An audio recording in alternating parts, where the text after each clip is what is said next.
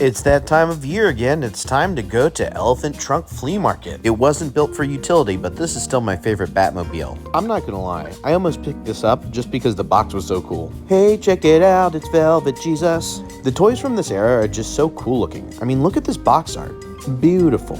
I've always liked vintage robots. I feel like getting into collecting these might be a very expensive hobby, but look at how cool they are. Intricate details, and they're just really neat looking. But I know why you're here. You're here for the video games. Let's check some out. I find so many different copies of The Sims when I'm out game hunting. For me, Sims 1 was the best, but I really haven't played any of the other Sims games. At one point I said after I pick up all the Wii U games, I'm gonna pick up all the Shrek games. I don't know if I'm gonna do that or not, but I still think it's a funny premise. I'd also be open to Hello Kitty collecting. Whoop. Yep, there you go. This is a pretty sick looking Batman Beyond toy. I'd say other than Batman the Animated Series, this might be my favorite version of Batman. Well, hey there Splatoon, how you doing today? I really want the Mario Plumber van. This table's got some more games, but not really anything I'm looking for. Spider-Man Ultimate Case with Web of Shadows inside. $4, I'm picking it up. I'm noticing a lot more vintage clothing booths as I go to these places. I wouldn't mind getting things here, but I miss the days of being able to do this at Goodwill for like $1. I played this game on Dreamcast, but I ended up playing the sequel on GameCube.